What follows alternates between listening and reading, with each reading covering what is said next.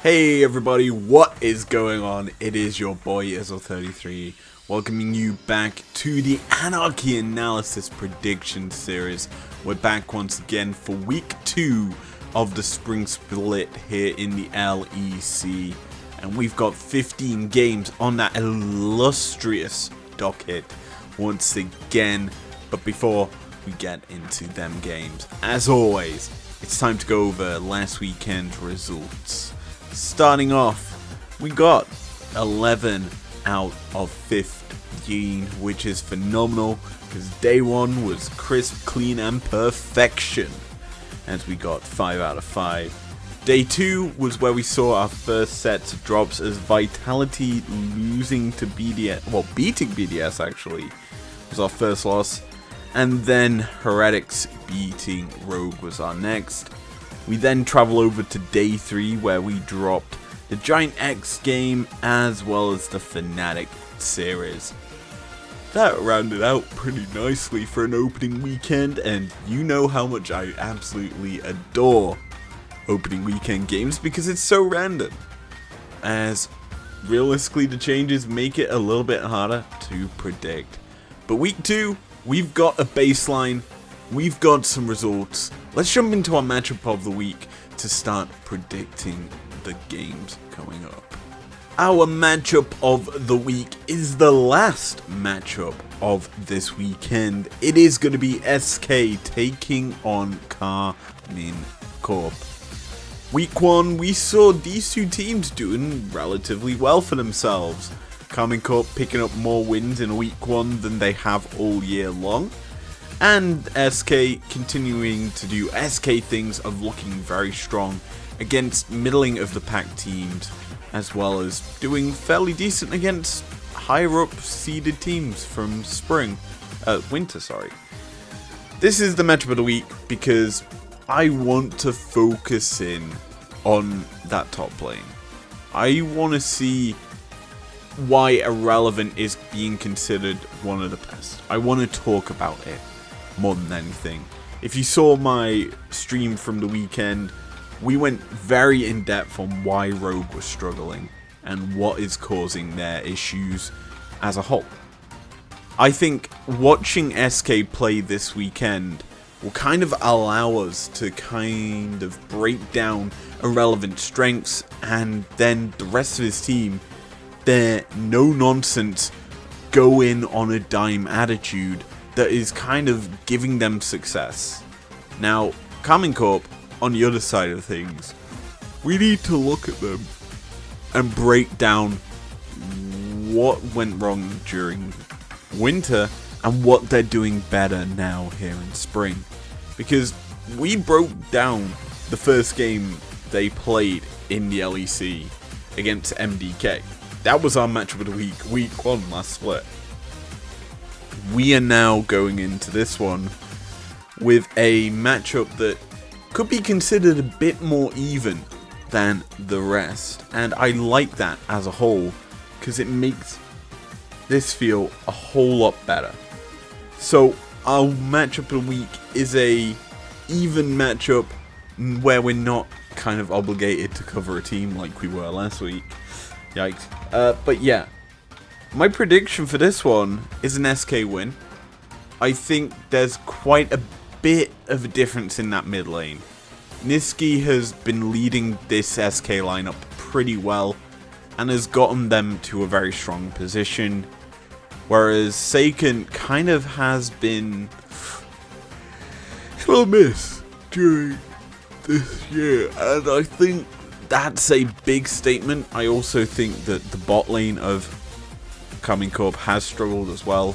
So it'll be a nice sort of matchup to break down because maybe they've righted the ship enough here, Carmine Corp, to actually perform better. But only time will tell, and now we get to break down games that happened before this one. So let's get into them. Before we prolong this video any longer with breaking down the 4 games of day 3, we've got day 1 and 2 to break down. I'm going to turn my head slightly to face my computer screen that has all the games on it. And let's get into this.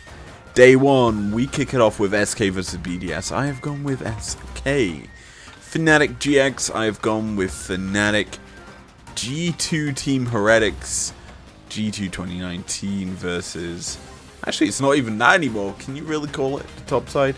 But I've gone with G2, nonetheless. Mad Vitality, I have gone with Vitality. And finally, Coming Corp versus Rogue. This was a coin flip prediction. I went with Rogue. Day 2, GX versus BDS. I have gone with BDS. Vitality versus Rogue. I have gone with Vitality. MDK versus Coming Corp. I have gone with MDK. Heretics versus SK. I've gone with Team Heretics. And the last game of this quick fire round, I've got G2 Fnatic and a G2 win. Enough said. Day 3 action. Let's get into it. We kick off day number 3 with BDS versus Team Heretics. Oh boy. Last week we broke down in stream the first Heretics game against Rogue, and we saw them do quite well. Mid lane looked very quiet, but they weren't necessarily playing for mid. They were certainly more so focusing on that bot side, with Flakkid stepping up alongside Yankos to provide some very strong performances as a whole for Heretics. On the other side of the things, we have a BDS lineup who honestly struggled during their first weekend. Considering how fast firing they went during winter, performing exceptionally well, this looked nothing like their form they had then. In fact, it looked very much so weaker, and this is without me watching the Rogue game, because I haven't watched a Rogue game bar the one we broke down all year. And it's kind of important to note that, because here against BDS, Heretics probably will do quite well. However, again, this is the big however, BDS are the sort of team to perform better in week 2. They will step up here, and I think you've got to focus back on that top lane. Wunder versus Dom is a very interesting matchup, because Wunder seems to never win that one. It's always a Dom beating him and destroying him. And I think if the story remains the same, a Dom will come out firing, because he didn't really fire on all cylinders last weekend. Nuke looked underperforming as a whole. I'm certainly sure here that BDS will want to be kind of one of their arch rivals with some of the players on this team. But yeah, only time will tell. I've gone with a BDS win. However, if things stay the same, it could quite easily slip into a Heretics win. Let's go. Vitality versus Fnatic. Kind of an interesting matchup, all things considered, because these two teams, relatively speaking, are performing on a similar level, similar strength overall this year. I think Vitality are kind of your regular season kings, but when it comes to playoffs, they falter and get punished in that bot side. Here against Fnatic, who, as a whole, maybe a bit more quieter, a bit more relaxed this year, or split. I think aren't trying as hard, but realistically they should be. I do believe Fnatic will win this one, even though I think this is a close matchup that Vitality might pip them to the post. I think week 1 Vitality certainly looked good, especially firing back on full cylinders with Mac back on stage with this lineup, providing Pad the backup needed, coaching them through. It certainly looked like a rejuvenated squad, with the core of Mad Lions in that bot side staying relatively the same over on this Vitality side lineup. Fnatic are Fnatic, they're chill, man. And I think their performance in week 1 was very just average, very okay.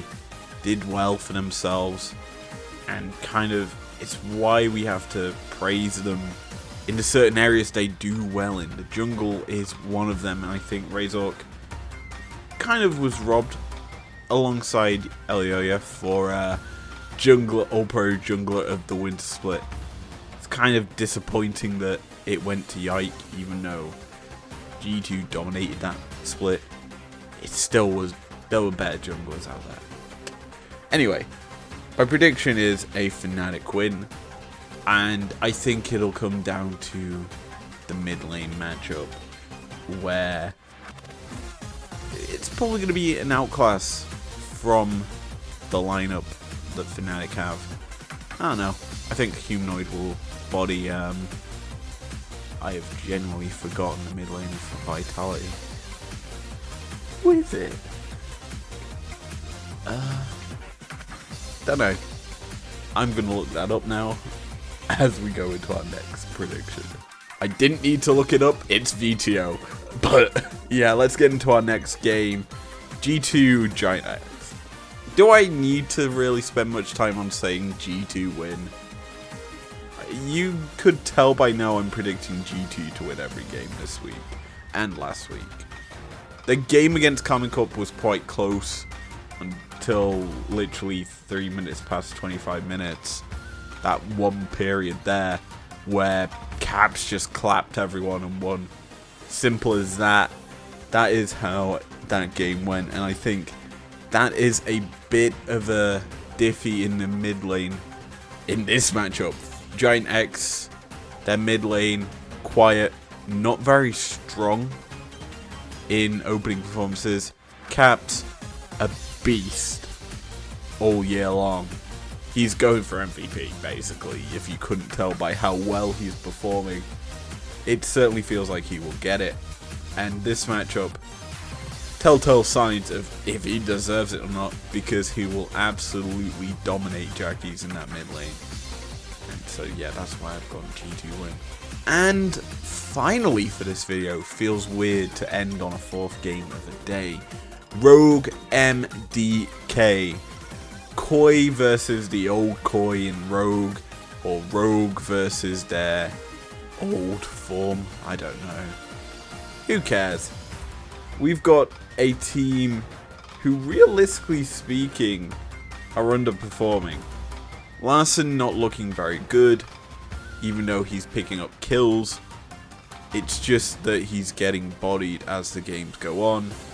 Low vision score games, no real control around areas, and just poor decision making out from Rogue in the opening games and throughout the entire split. And yeah, they've just been poor decision making. Has led them to a situation where they're kind of in a do or die spot, because they need to make playoffs at least in this split for maybe a chance of making season finals. That is a very slim chance, considering the fact Carmine Corp are looking a lot better than what they did in winter. It's gonna probably put Rogue to dead last if Carmine Corp stay in this sort of form. Rogue here need to win against MDK. MDK are a team that kind of struggled week 1, didn't have the best form. Elioya slightly underperforming his usual self, but MDK probably will bounce back like they tend to do nearer playoffs. And realistically speaking, you need 3 wins to make it into playoffs. It's a very low margin, and I hate this format. And I really should make that video explaining why I hate this format for the LEC. But, you know, my predictions in MDK win. I do believe Rogue will suffer the same fate they have all year and just not land when it comes to A, draft, B, executing said draft, and then C, team fighting and decision making. A lot of it is just poor performance, and I think that is why you kind of have to bet against them. And you know, last year I bet against SK and said they weren't going to be a good team. They shut me up and I bought a jersey because I didn't think they were going to be that good, and they did. This year, I've already bought the Rogue jersey. It's behind my LA one. But, yeah. Simply put, if Rogue don't win, I'm not going to be happy in that result, because I've just bought the jersey to try and turn their sort of spokes around. But, yeah. I predict an MDK win instead of a Rogue win, because Rogue as a 33 does not exist. Haha. But yeah, with that said and done, thank you very much for joining me. If you enjoyed this, leave a like down below. Subscribe if you're new and if you want to.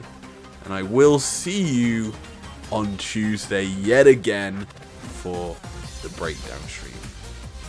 Don't want to miss it. Peace out. Never break, always fight, never quit, do it right, play the game, win it life, have no shame, there's no time, feel the pain, live the grind, I could change, in my mind, pick a lane, commit and climb, the only way to win it life, I never miss, that's fact, taking big